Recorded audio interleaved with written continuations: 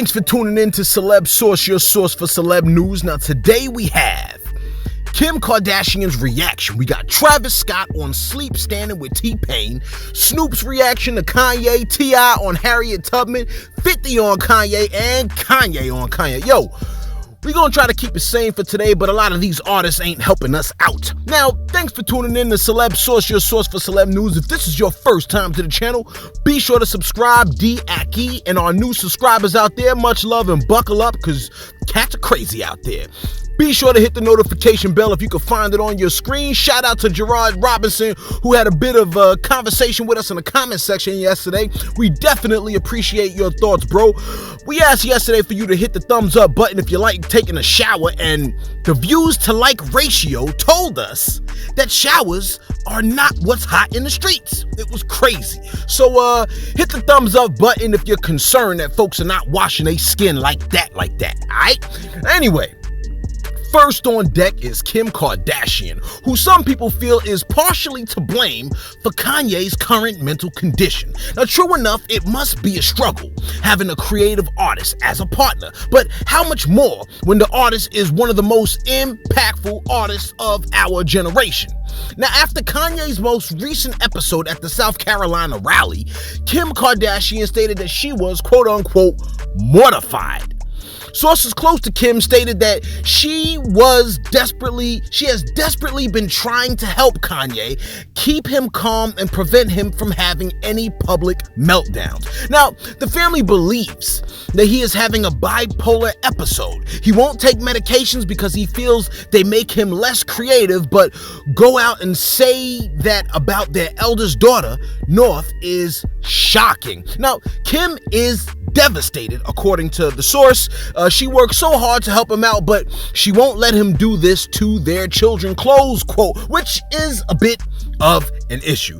If she planned on keeping certain pieces of information from her children, him releasing that information can put her in a bit of a compromising position with her children, to say the least, leading to what looks like an inevitable outcome.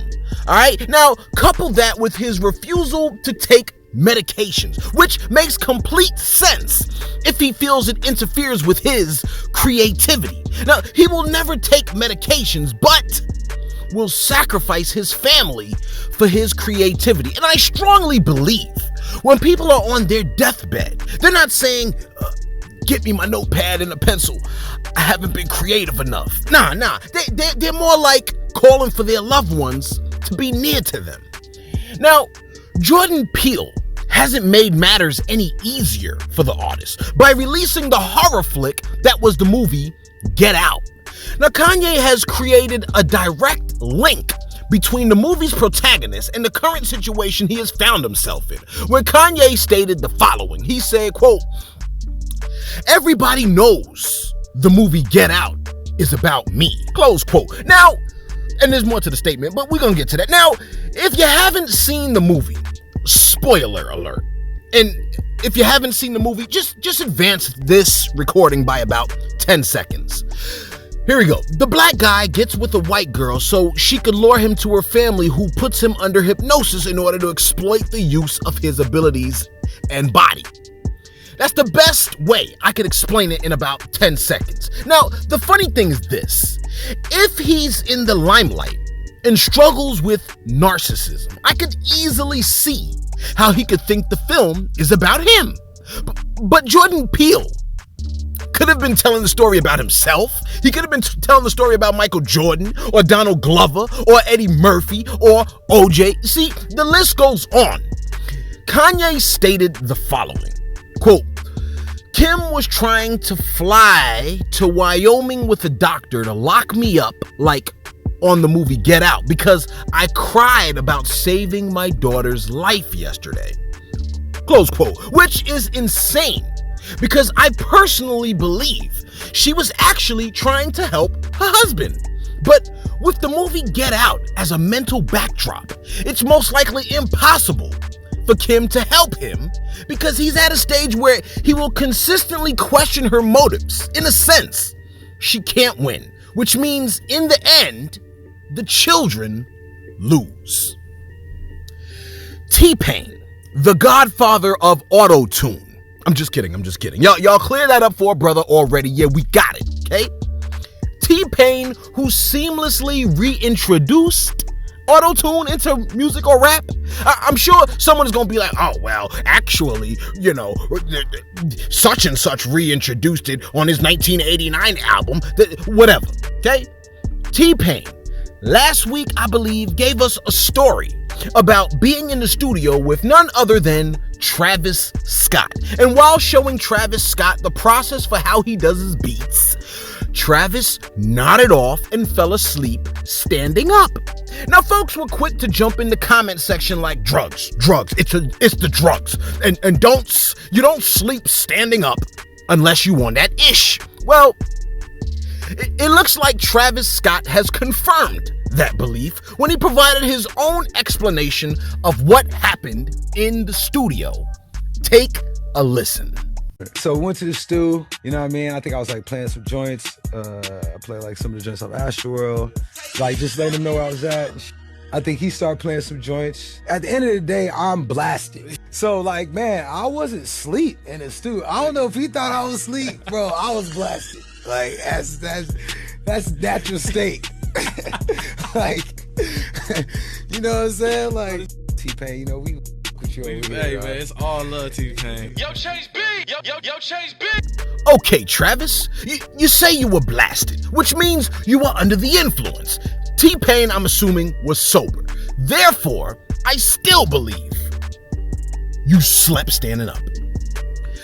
Snoop Dogg has provided his response to Kanye's statement involving Harriet Tubman. You like Kanye again? Yes, we give you news that's trending, man. What do you want?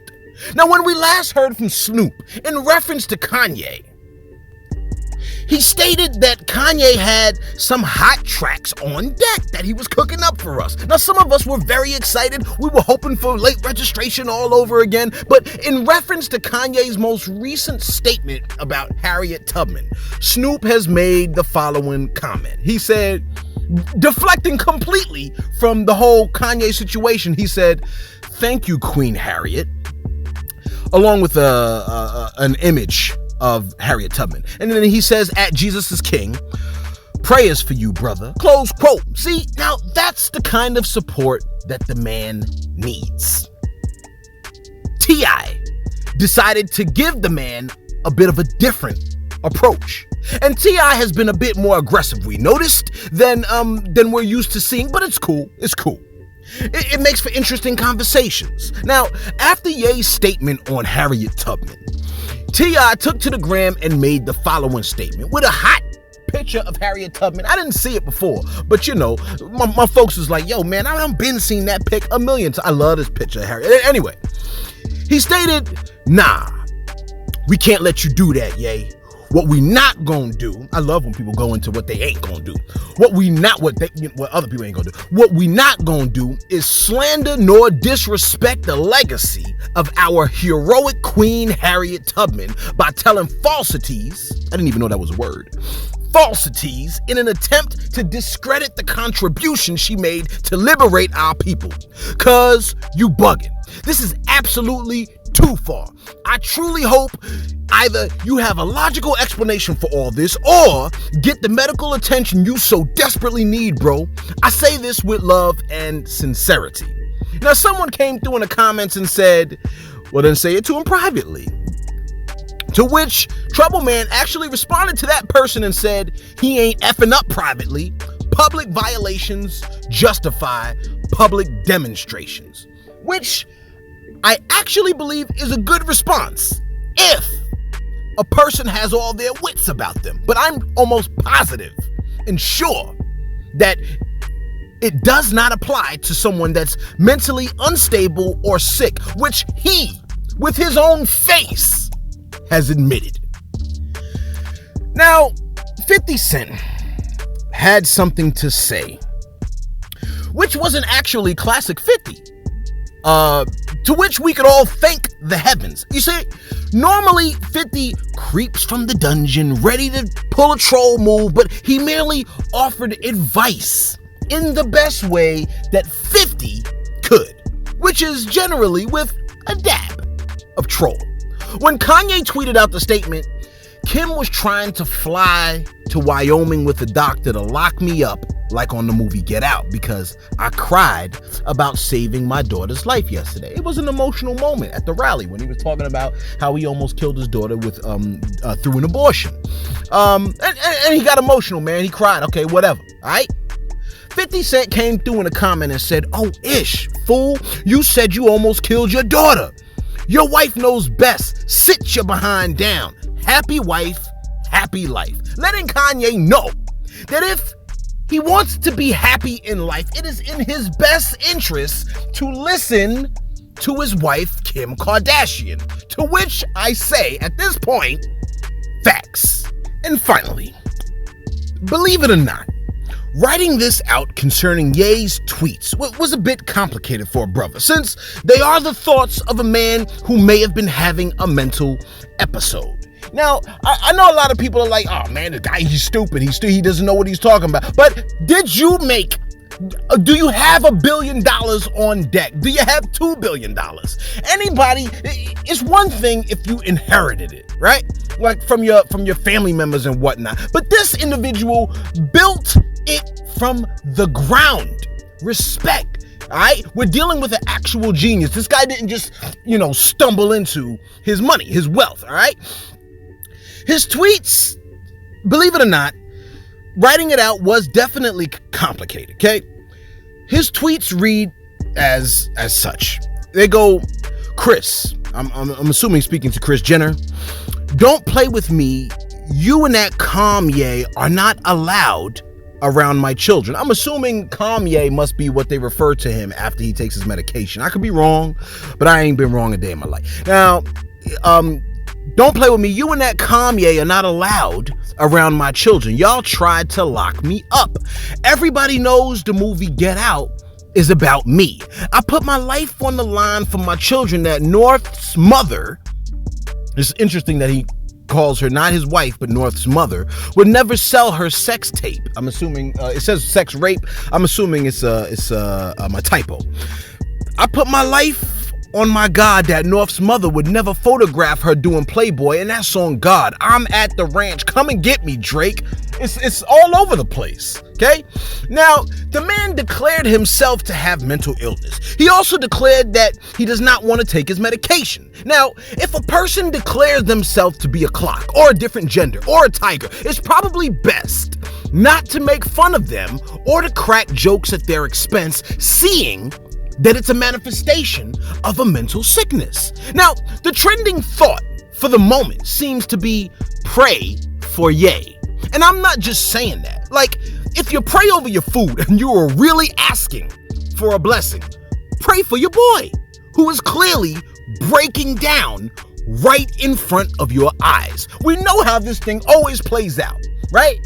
We call somebody crazy, and then they die, and then we call them a genius, and how, we couldn't live without them. Their contribution to society was, monumental and all this other nonsense. In the meantime, let us know what you think. How would you explain the movie Get Out in 10 seconds or in one sentence? And let us know what you really think about how T.I. handled the Harriet Tubman situation. Was he on point, or was he a bit too heavy-handed? I thought about it yesterday, like, you know what? Harriet Tubman, during the rally, I could see her in heaven talking about WTF. Did he really say that? Harriet would never do a thing like that. Let us know what you think. Be sure to like, be sure to subscribe. Thanks for tuning in to Celeb Source, your source for celeb news.